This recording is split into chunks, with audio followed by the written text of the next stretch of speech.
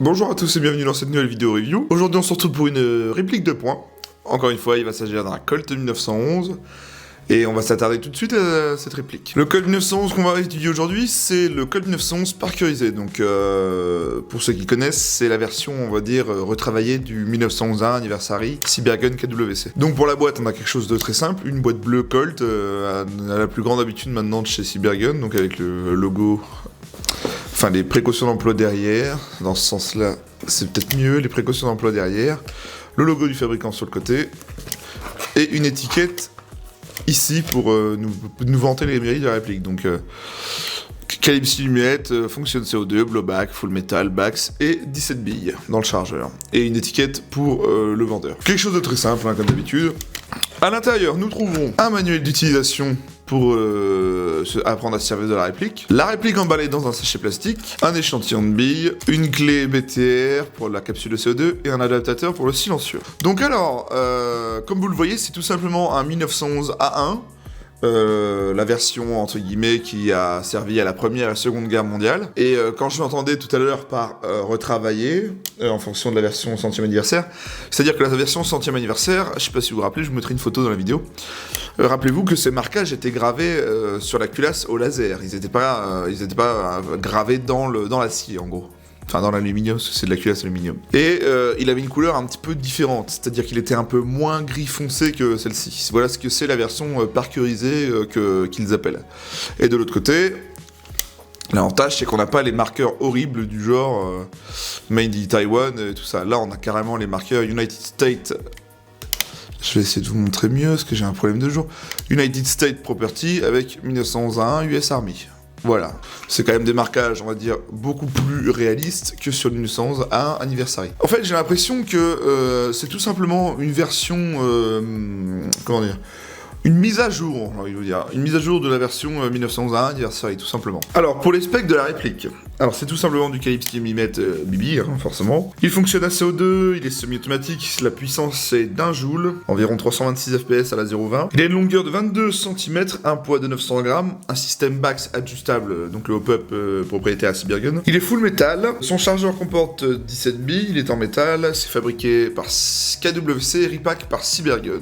Donc cette fois-ci, les marquages, vous le voyez sur la culasse, sont vraiment incrustés dans l'aluminium en gros, c'est pas du marquage laser moche. On peut y voir qu'il y a notamment un revêtement de couleur un petit peu gris foncé, un peu phosphaté, on va dire ça comme ça. Et ça rend la réplique assez jolie, je trouve, par rapport à la version 1901 Anniversary qu'on avait avant. De l'autre côté, comme je vous l'ai dit tout à l'heure, ils ont enfin retiré les marquages Made in Taiwan. Là, on a un United States Property avec un numéro de série, je ne sais pas si c'est unique. Là, on a le 1911 US Army. Pour ce qui concerne les marquages, on a aussi le GHD en dessous de la réserve de culage, je ne sais pas ce que ça signifie. Le P au niveau du bouton éjecteur du chargeur. Et un tout petit détail un petit peu dommage, c'est qu'on voit ici, vous savez, le petit point rouge de la sécurité. Je trouve ça un peu dommage, mais tant pis. Alors, pour le fonctionnement, pour ceux qui ne connaissent pas trop l'airsoft, c'est une réplique qui fonctionne à CO2. Donc, CO2, c'est tout simplement un chargeur percé comme ça avec un emplacement pour y mettre une capsule de CO2.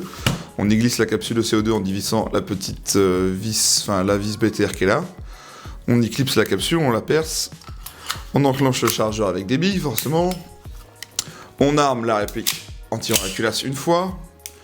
Et là, en théorie, quand vous avez du CO2 et des billes, vous pouvez actionner la réplique. Et je vais vous montrer mon PA personnel, donc le 1911 A1, le 1911 Railgun KWC Cybergun. Donc j'ai plusieurs choses, je le sortis parce que j'ai plusieurs choses à vous montrer. Là, on peut tout de suite voir la différence entre le 1911 A1 classique, hein, donc la première version du 1911 dans le monde, qui a été créée en 1911 forcément. Là, on a la version 1911, on va dire modernisée, on va dire MEU. Dans la réalité, j'ai envie de vous dire. Donc on peut y voir notamment des différences. Hein. Je pense par exemple à la queue de détente, qui ici est percée, ici non. La sécurité qui est ambidextre sur cette version, sur la version modernisée, ici non. D'écran de myriguidon avec des petits points pour nous aider, et ben ici Bah non, c'est très, on va dire, c'est très robuste, hein, c'est à l'ancienne, on va dire. On n'a pas de rail tactique sous le canon, là on en a bien un. S'il y a des connaisseurs de... Je parle bien de l'arme à feu en elle-même, hein, pour cette version-ci. S'il y a des connaisseurs qui pourraient me dire dans les commentaires, est-ce que vous savez si le 1911 A1 avait un filetage adaptatif pour un silencieux dans les années, dans les premières versions du 1911 en tout cas. Voilà en ce qui concerne la différence entre la version moderne et la version,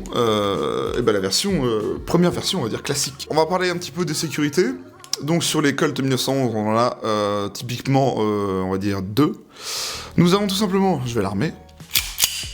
Nous avons tout simplement celle-ci qui s'actionne, voilà, comme ça. Assez instinctif, hein, ça vient avec le pouce.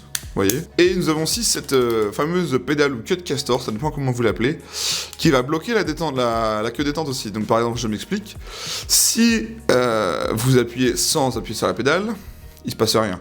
Par contre, en actionnant la pédale, là ça va tirer. C'est assez instinctif parce qu'au final, quand vous le prenez dans la main, vous actionnez la pédale, quoi. Donc le chargeur full metal qui peut contenir 17 billes à CO2. Donc voilà, hein, chose tout à fait classique. L'avantage de KWC Cybergun, ils ont fait beaucoup de versions de 1911. Vous remarquerez que les chargeurs sont exactement les mêmes. Là, j'ai pris mon chargeur de Colt Railgun. Ça fonctionne très bien dans cette réplique. Voilà. Bon, c'est moche parce que c'est pas la même couleur. Mais si vous avez plusieurs versions de Colt KWC Cybergun, c'est... hyper compatible. Donc là, j'ai le chargeur du 1901, le Colt Railgun, inversement, ça se clipse parfaitement. C'est l'avantage de... J'ai envie de vous dire, c'est l'avantage de KWC Cybergun, c'est que pour moi, je trouve que ce sont les fabricants qui réussissent le mieux le 1911, dans le domaine de l'airsoft, je parle. Il y a aussi les 1911 Inokatsu, mais ça vaut une blinde. Les Tokyo Marui, mais là, le problème de Tokyo Marui, c'est que c'est bien fini tout ça, mais généralement, leurs répliques de points sont en ABS. Moi, je voulais vraiment une version full metal, hein, parce que je kiffe les répliques full metal, tout simplement. Mais si vous avez, comment dire, un budget pas ouf pour un 1911 full metal qui a... Parce que on va dire qu'ils ont 2 gros avantages, enfin même 3, c'est qu'ils sont connus pour avoir un kick de malade. On va dire que le CO2 fait que ça tape fort, le fait que toute la réplique soit en métal avec les parties qui bougent en métal, ça donne vraiment un bon effet.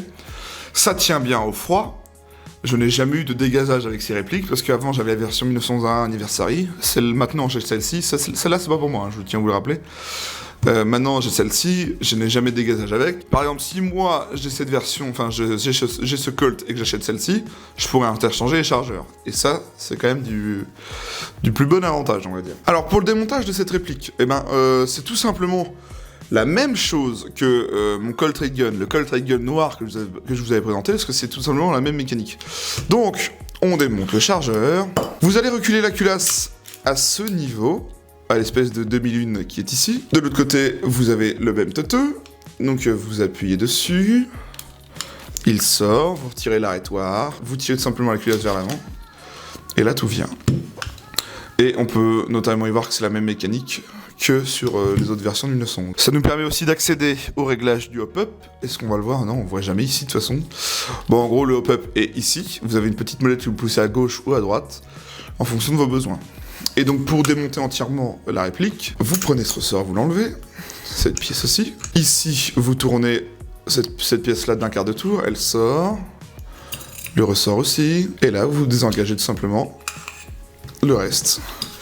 Et là, vous avez entièrement démonté la réplique. Il est ultra simple à démonter, il est pas galère, l'entretien se fait très bien. Et pour la remonter, vous faites ce que je viens de faire, mais dans le sens inverse, c'est pas compliqué. Bien, et on a fait le tour de cette réplique de points. Je vous retrouve maintenant dehors pour le test de tir. Et je vous retrouve dehors tout simplement. A tout de suite. On se retrouve pour le test de tir du 1911 parkerisé, phosphaté, comme vous voulez. 1911A, phosphaté, de chez KWC Cybergun. Je suis en 0,25 bio. On est à peu près à 10 mètres, donc c'est parti. Allons-y.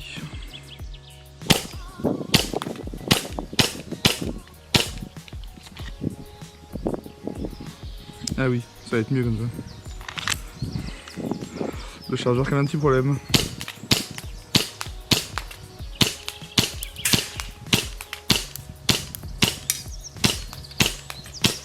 Le pistolet tire très bien, je vous rassure. C'est juste moi qui est très nul au PA. Donc à 10 mètres, hein, honnêtement, sur une cible humaine, on n'a aucun souci parce que là, la taille de la cible fait que c'est vraiment petit. Le petit bocal en verre. Puis moi, au PA, je vous le dis, je suis très nul.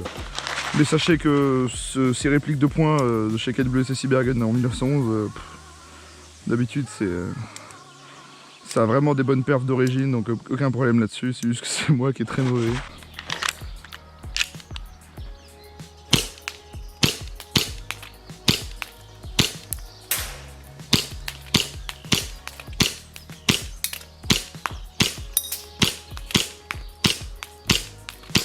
Ouais, non, franchement, ça marche très bien. Hein.